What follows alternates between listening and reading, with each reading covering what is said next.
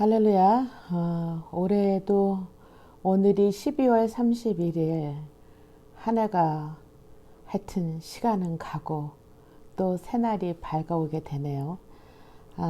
오늘도 무교 새벽 예배를 시작을 해야 될 것 같습니다. 자, 잠깐 기도하실까요? 사랑의 아버지 하나님 감사합니다. 진짜 2020년 어떻게 갔는지 모르게 또 이렇게 한 해가 가게 하시고 시간이 얼마나 복잡하고 미묘했는지 그럼에도 오늘 저희들에게 숨을 쉴 수 있으며 진짜 많은 것들을 저희들에게 주신 주님 앞에 감사 외에는 할 말이 없습니다. 이런저런 상황에서도 저희를 지켜주실 뿐만 아니라 주님의 은혜 안에 있게 하심을 감사를 드립니다.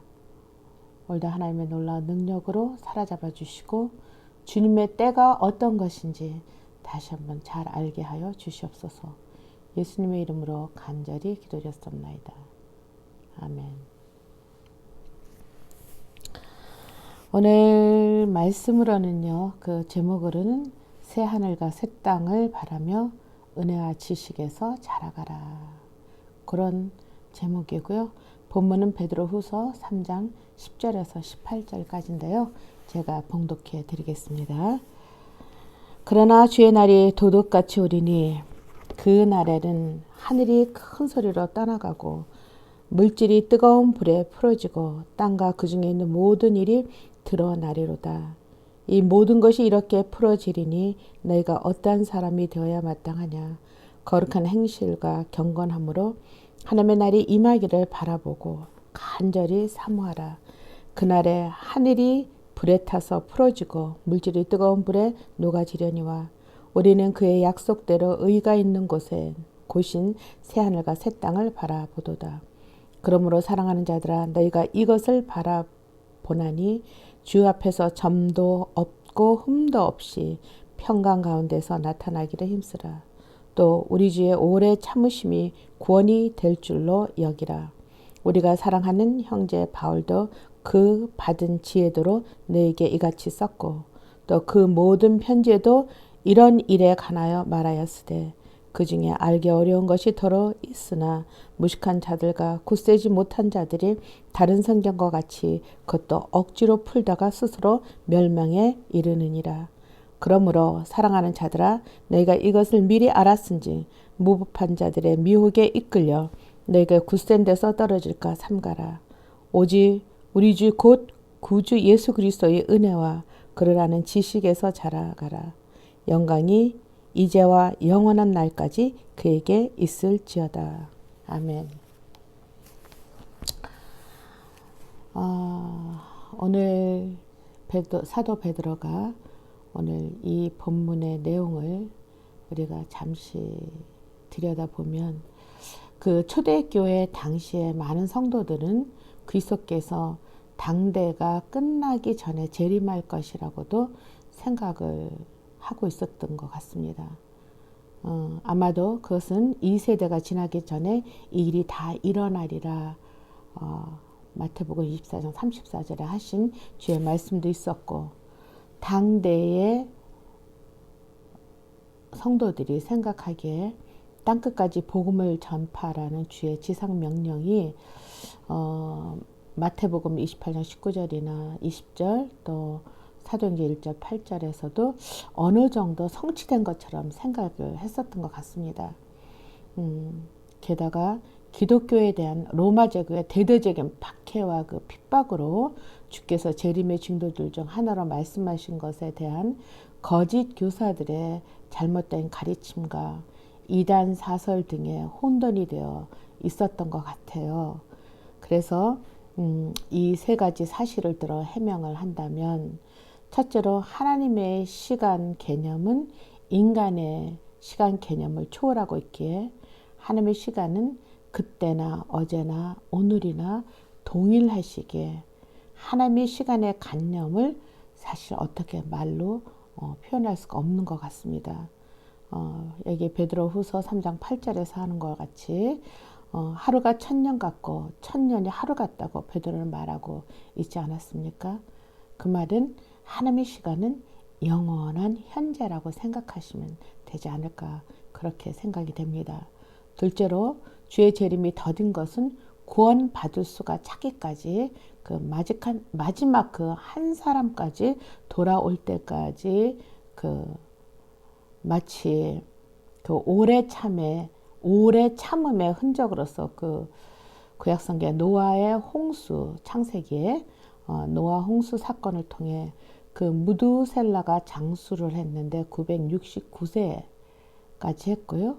그래서 그 이후로 라멕 그 다음에 노아 시대까지 걸려서 그 노아의 방주가 완성되기까지 하나님의 그 인내는 온 인류의 구원을 말하고 있습니다.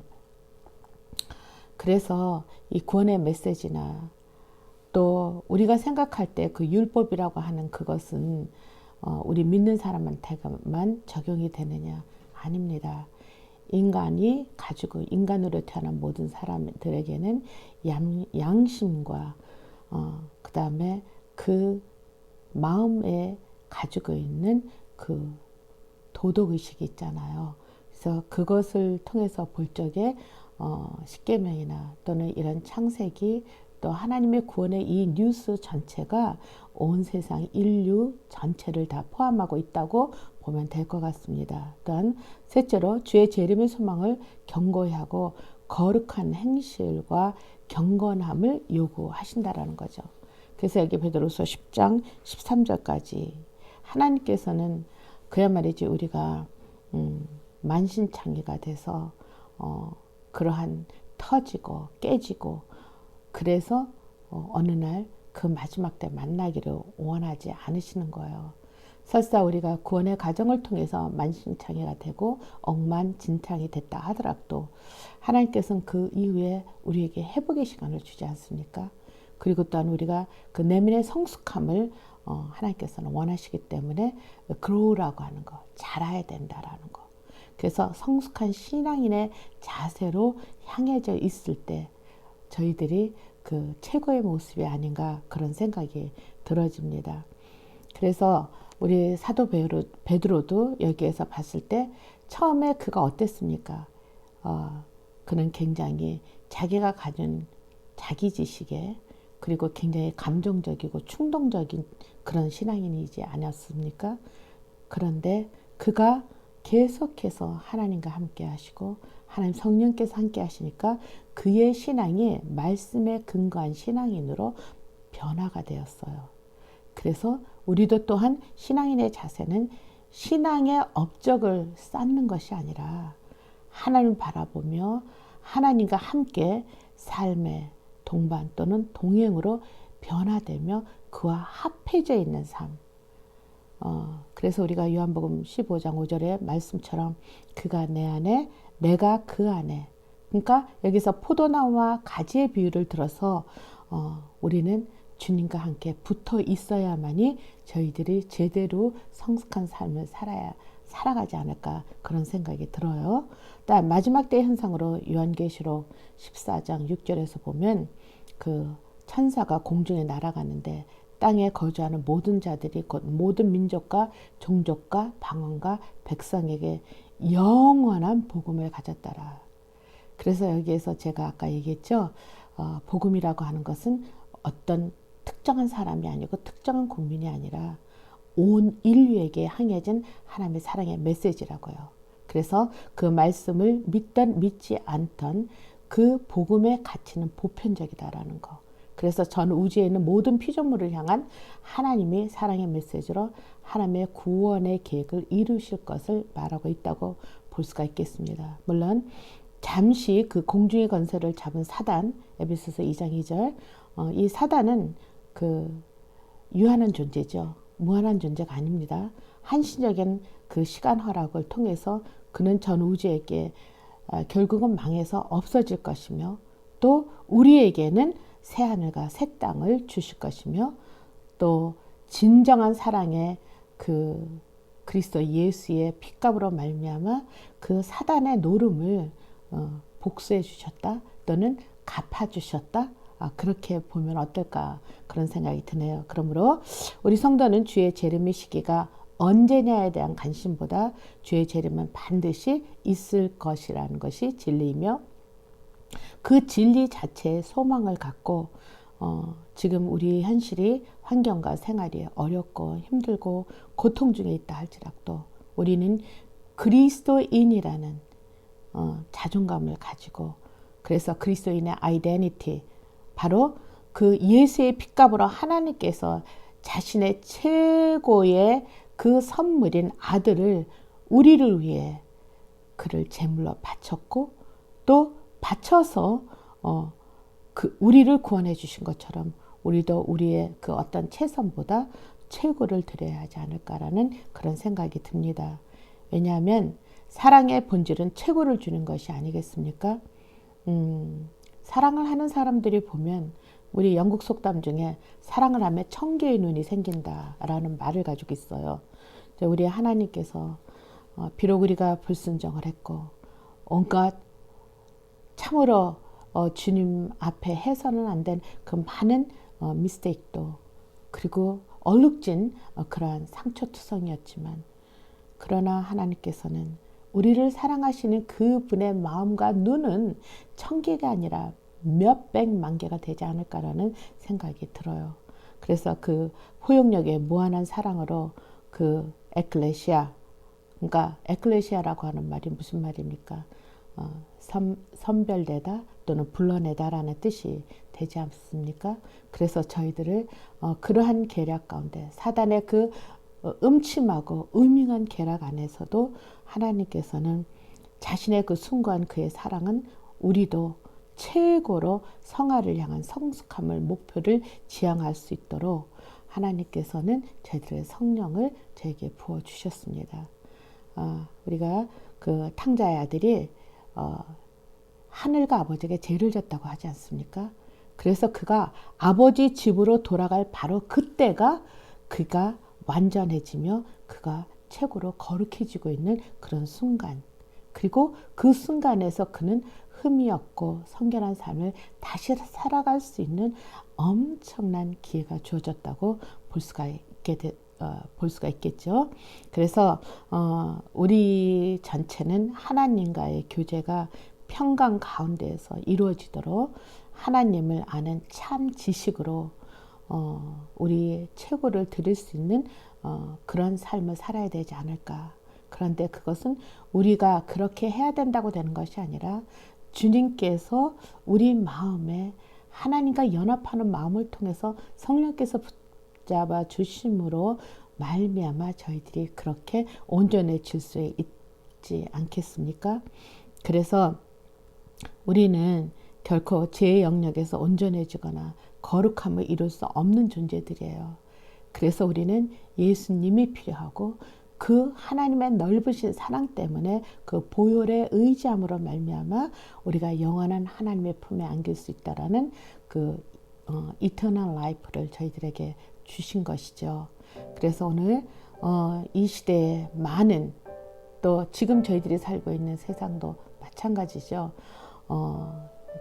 세상의 종말이나 여러 가지 많은 것들로 저희들을 혼돈시키고 있습니다. 그러나 그 모든 어원은 하나님께로 와야 되고 하나님의 말씀 안에 와야 되고 하나님의 성령께서 이루시고자 하는 그곳으로 한 마음과 한 뜻이 돼야 되지 않을까 그런 생각이 들어집니다. 그래 잠깐 기도하시겠습니다. 사랑의 아버지 하나님 감사합니다. 세상이 혼돈하고 특별히 우리 2020년을 이 한 해를 마지막 보내면서 진짜 어찌할 거, 어찌해야 될 거라고 하는 그런 막막함 가운데 있었습니다. 그럼에도 그것을 통해서 하나님과 만남과 그리고 하나님의 말씀이 저희들 마음과 저희들의 내리와 저희들의 모든 것을 붙들어 주님과 함께 하기를 원하시는 하나님의 그 놀라우신 사랑으로 말미암아 오늘 이 시간도 주님 앞에 기도합니다. 주님, 우리는 매일 주님의 때를 그때가 언제냐고 부르지만 그때가 중요한 것이 아니죠. 그 시간과 그때는 아버지 하나님의 권한이지 그것이 그 어떤 사람의 권한이 아니라는 거 저희들은 말씀을 통해서 배워왔고 익히 알고 있습니다. 그럼에도 저희들은 그 시간과 시간의 때에 대해서 관심을 갖다 보니 이단 사설이나 잘못 가르치는 교사로 말미암아 저희들이 믿음에서 빗나간 인생들도 얼마나 많은지 이 시간 아버지 하나님의 놀라우신 그 사랑의 굽어 살피심으로 말미암아 저희들이 그런 곳으로 혼돈하지 않도록 주님 저희들을 지켜주시옵기를 간절히 간구하고 바랍니다. 지켜주실 뿐만 아니라 주님의 사랑으로 함께 하오니 아버지 하나님이시여 저희들이 늘 주님과 동행하며 연합하며 그 말씀의 위력으로 감사하며 그 진리로 말미암아 아버지 하나님께 영광 돌리며 감사의 기쁨이 넘치는 우리 모두가 되기를 원합니다. 우리 구주 예수님의 이름으로 간절히 기도드렸습니다. 아멘.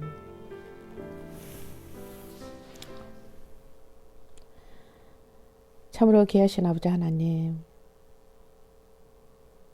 주님의 때, 카이로스의 그 때가 오늘 내일이 중요하지 않다고 분명히 주님께서 말씀하셨습니다. 이제 이 시간 하나님의 놀라운 백성들은 그리스도의 엄청난 그 희생의 은혜로 말미암아 저희들을 구속해 주셨고 또 하나님의 놀라우신 그 사랑은 하나님의 눈이 1000개요, 10,000개요, 진짜 100,000개요.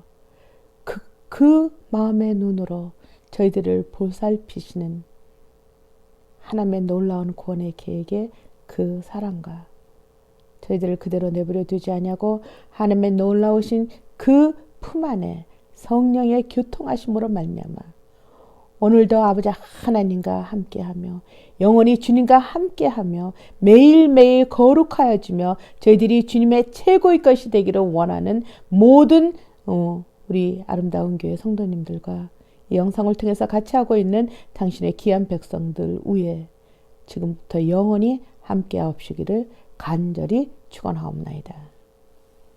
아멘.